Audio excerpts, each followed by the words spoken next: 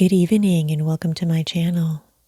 Tonight we'll be continuing our story of Frankenstein by Mary Shelley.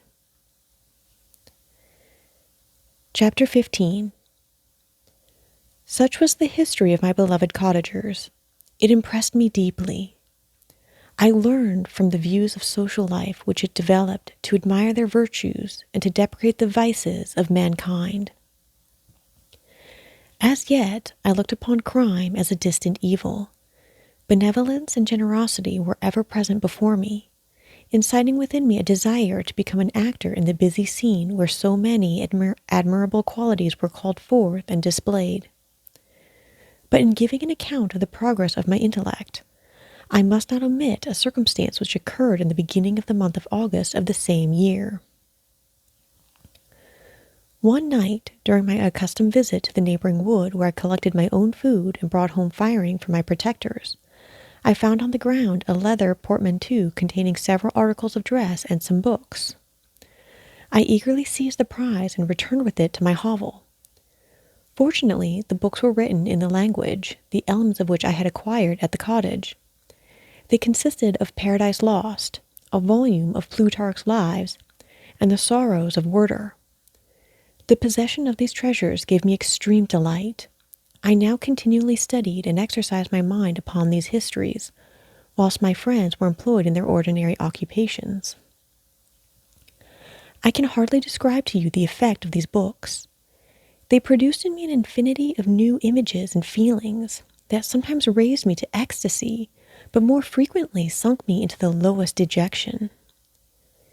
In the Sorrows of Werther, besides the interest of its simple and affecting story, so many opinions are canvassed and so many lights thrown upon what had hitherto been to me obscure subjects that I found in it a never-ending source of speculation and astonishment. The gentle and domestic manners it described, combined with lofty sentiments and feelings, which had for their object something out of self, accorded well with my experience among my protectors and with the wants which were forever alive in my own bosom. But I thought Werther himself a more divine being than I had ever beheld or imagined. His character contained no pretension, but it sank deep. The disquisitions upon death and suicide were calculated to fill me with wonder. I did not pretend to enter into the merits of the case, yet I inclined towards the opinions of the hero, whose extinction I wept, without precisely understanding it. As I read, however, I applied much personally to my own feelings and condition. I found myself similar, yet at the same time strangely unlike to the beings concerning whom I read and to whose conversation I was a listener. I sympathized with and partly understood them, but I was unformed in mind. I was dependent on none and related to none. The path of my departure was free, and there was none to lament my annihilation. My person was hideous, and my stature gigantic. What did this mean? Who was I? What was I? Whence did I come? What was my destination? These questions continually recurred, but I was unable to solve them. The volume of Plutarch's Lives which I possessed contained the histories of the first founders of the ancient republics. This book had a far different effect upon me from the Sorrows of Werther. I learned from Werther's imaginations despondency and gloom, but Plutarch taught me high thoughts. He elevated me above the wretched sphere of my own reflections, to admire and love the heroes of past ages. Many things I read surpassed my understanding and experience. I had a very confused knowledge of kingdoms, wide extent of country, mighty rivers, and boundless seas. But I was perfectly unacquainted with towns and large assemblages of men.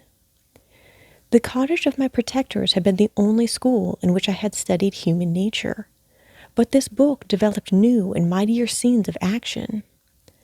I read of men concerned in public affairs, governing or massacring their species. I felt the greatest ardor for virtue rise within me, and abhorrence for vice, as far as I understood the signification of those terms, relative as they were, as I applied them to pleasure and pain alone. Induced by these feelings, I was of course led to admire peaceable lawgivers, Numa, Solon, and Lycurgus, in preference to Romulus and Theseus. The patriarchal lives of my protectors caused these impressions to take a firm hold on my mind. Perhaps if my first introduction to humanity had been made by a young soldier, burning for glory and slaughter, I should have been imbued with different sensations. But Paradise Lost excited different and far deeper emotions. I read it as I had read the other volumes which had fallen into my hands as a true history. It moved every feeling of wonder and awe that the picture of an omnipotent God warring with his creatures was capable of exciting. I often referred the several situations as their similarities struck me to my own. Like Adam, I was apparently united by no link to any other being in existence. But his state was far different from mine in every other respect. He had come forth from the hands of God, a perfect creature, happy and prosperous, guarded by the especial care of his Creator.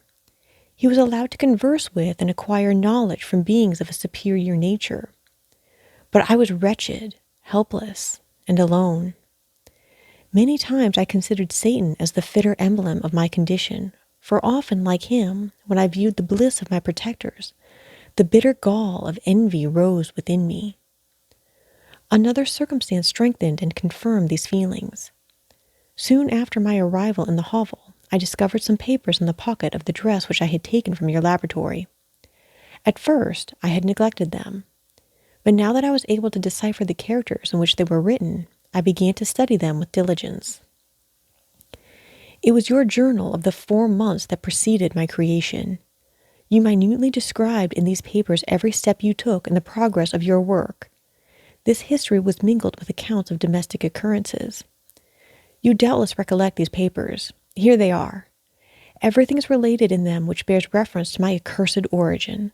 The whole detail of that series of disgusting circumstances which produced it is set in view. The minutest description of my odious and loathsome person is given, in language which painted your own horrors and rendered mine indelible. I sickened as I read. Hateful day when I received life, I exclaimed in agony. Accursed Creator! Why did you form a monster so hideous that even you turned from me in disgust? God in pity made man beautiful and alluring, after his own image, but my form is a filthy type of yours, more horrid even from the very resemblance. Satan had his companions, fellow devils, to admire and encourage him, but I am solitary and abhorred. These were the reflections of my hours of despondency and solitude. But when I contemplated the virtues of the cottagers, their amiable and benevolent dispositions, I persuaded myself that when they should become acquainted with my admiration of their virtues, they would compassionate me and overlook my personal deformity. Could they turn from their door one, however monstrous, who solicited their compassion and friendship? I resolved at least not to despair, but in every way to fit myself for an interview with them which would decide my fate. I postponed this attempt for some months longer, for the importance attached to its success inspired me with the dread lest I should fail. Besides, I found that my understanding improved so much with every day's experience that I was unwilling to commence this undertaking until a few more months should have added to my sagacity. Several changes in the meantime took place in the cottage. The presence of Safie diffused happiness among its inhabitants, and I also found that a greater degree of plenty reigned there. Felix and Agatha spent more time in amusement and conversation, and were assisted in their labors by servants. They did not appear rich, but they were contented and happy. Their feelings were serene and peaceful, while mine became every day more tumultuous. Increase of knowledge only discovered to me more clearly what a wretched outcast I was. I cherished hope, it is true, but it vanished when I beheld my person reflected in water, or my shadow in the moonshine, even as that frail image in that inconstant shade. I endeavored to crush these fears and to fortify myself for the trial which in a few months I resolved to undergo, and sometimes I allowed my thoughts, unchecked by reason, to ramble in the fields of paradise, and dared to fancy amiable and lovely creatures sympathizing with my feelings and sharing my gloom, Their angelic countenances breathed smiles of consolation. But it was all a dream. No Eve soothed my sorrows, nor shared my thoughts. I was alone. I remembered Adam's supplication to his Creator, but where was mine? He had abandoned me, and in the bitterness of my heart I cursed him. Autumn passed thus. I saw with surprise and grief the leaves decay and fall, and nature again assumed the barren and bleak appearance it had worn when I first beheld the woods and the lovely moon. Yet I did not heed the bleakness of the weather. I was better fitted by my conformation for the endurance of cold than heat. But my chief delights were the sight of the flowers, the birds, and all the gay apparel of summer. When those deserted me, I turned with more attention towards the cottagers. Their happiness was not decreased by the absence of summer. They loved and sympathized with one another, and their joys, depending on each other, were not interrupted by the casualties that took place around them. The more I saw of them, the greater became my desire to claim their protection and kindness. My heart yearned to be known and loved by these amiable creatures. To see their sweet looks directed towards me with affection was the utmost limit of my ambition. I dared not think that they would turn them from me with disdain and horror. The poor that stopped at their door were never driven away. I asked, it is true, for greater treasures than a little food or rest. I required kindness and sympathy, but I did not believe myself utterly unworthy of it. The winter advanced, and an entire revolution of the seasons had taken place since I awoke into life. My attention at this time was solely directed towards my plan of introducing myself into the cottage of my protectors.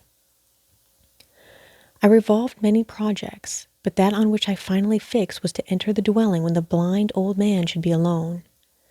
I had sagacity enough to discover that the unnatural hideousness of my person was the chief object of horror with those who had formerly beheld me. My voice, although harsh, had nothing terrible in it. I thought, therefore, that if in the absence of his children I could gain the goodwill and mediation of the old de Lacy, I might by his means be tolerated by my younger protectors. One day, when the sun shone on the red leaves that strewed the ground and diffused cheerfulness, although it denied warmth, Safie, Agatha, and Felix departed on a long country walk, and the old man, at his own desire, was left alone in the cottage. When his children had departed, he took up his guitar and played several mournful but sweet airs, more sweet and mournful than I had ever heard him play before. At first his countenance was illuminated with pleasure, but as he continued, thoughtfulness and sadness succeeded. At length, laying aside the instrument, he sat absorbed in reflection. My heart beat quick. This was the hour and moment of trial, which would decide my hopes or realize my fears. The servants were gone to a neighboring fair. All was silent in and around the cottage. It was an excellent opportunity. Yet, when I proceeded to execute my plan, my limbs failed me and I sank to the ground. Again I rose and exerted all the firmness of which I was master, removed the planks which I had placed before my hovel to conceal my retreat. The fresh air revived me, and with renewed determination I approached the door of their cottage. I knocked. "Who is there?" said the old man. "Come in." I entered. "Pardon this intrusion," said I. "I am a traveler in want of a little rest. You would greatly oblige me if you would allow me to remain a few minutes before the fire." "Enter," said de Lacy, "and I will try in what manner I can to relieve your wants. But unfortunately, my children are from home, and as I am blind, I am afraid I shall find it difficult to procure food for you. Do not trouble yourself, my kind host. I have food. It is warmth and rest only that I need." I sat down, and a silence ensued. I knew that every minute was precious to me, yet I remained irresolute in what manner to commence the interview, when the old man addressed me. "By your language, stranger, I suppose you are my countryman. Are you French?" "No, but I was educated by a French family and understand that language only. I am now going to claim the protection of some friends whom I sincerely love and of whose favor I have some hopes. Are they Germans?" "No, they are French. But let us change the subject. I am an unfortunate and deserted creature. I look around and I have no relation or friend upon earth. These amiable people to whom I go have never seen me and know little of me. I am full of fears, for if I fail there, I am an outcast in this world forever. Do not despair. To be friendless is indeed to be unfortunate, but the hearts of men, when unprejudiced by any obvious self-interest, are full of brotherly love and charity. Rely, therefore, on your hopes, and if these friends are good and amiable, do not despair. They are kind, they are the most excellent creatures in the world, but unfortunately they are prejudiced against me. I have good dispositions. My life has been hitherto harmless and in some degree beneficial. But a fatal prejudice clouds their eyes, and where they ought to see a feeling and kind friend, they behold only a detestable monster. That is indeed unfortunate, but if you are really blameless, can you not undeceive them? I am about to undertake that task, and it is on that account that I feel so many overwhelming terrors. I tenderly love these friends. I have, unknown to them, been for many months in the habit of daily kindness towards them, but they believe that I wish to injure them, and it is that prejudice which I wish to overcome. Where do these friends reside? Near this spot. The old man paused and then continued. If you will unreservedly confide to me the particulars of your tale, I perhaps may be of use in undeceiving them. I am blind, and cannot judge of your countenance, but there is something in your words which persuades me that you are sincere. I am poor and in exile, but it will afford me true pleasure to be in any way serviceable to a human creature. Excellent man, I thank you and accept your generous offer. You raise me from the dust by this kindness, and I trust that by your aid I shall not be driven from the society and sympathy of your fellow creatures. Heaven forbid, even if you were really criminal, for that can only drive you to desperation and not instigate you to virtue. I also am unfortunate. I and my family have been condemned, although innocent. Judge, therefore, if I do not feel for your misfortunes. How can I thank you, my best and only benefactor? From your lips first have I heard the voice of kindness directed towards me. I shall be forever grateful, and your present humanity assures me of success with those friends whom I am on the point of meeting. May I know the names and residence of those friends? I paused. This, I thought, was the moment of decision, which was to rob me of or bestow happiness on me forever. I struggled vainly for firmness sufficient to answer him, but the effort destroyed all my remaining strength. I sank on the chair and sobbed aloud. At that moment I heard the steps of my younger protectors. I had not a moment to lose, but seizing the hand of the old man, I cried, "Now is the time! Save and protect me! You and your family are the friends whom I seek. Do not you desert me in the hour of trial." "Great God!" exclaimed the old man. "Who are you?" At that instant the cottage door was opened, and Felix, Safie, and Agatha entered. Who can describe their horror and consternation on beholding me? Agatha fainted, and Safie, unable to attend to her friend, rushed out of the cottage. Felix darted forward, and with supernatural force tore me from his father, to whose knees I clung. In a transport of fury, he dashed me to the ground and struck me violently with a stick. I could have torn him limb from limb, as the lion rends the antelope, but my heart sank within me as with bitter sickness, and I refrained.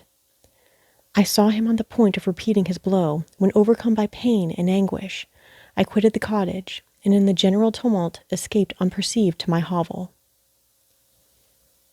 Thus ends Chapter 15 of Frankenstein by Mary Shelley.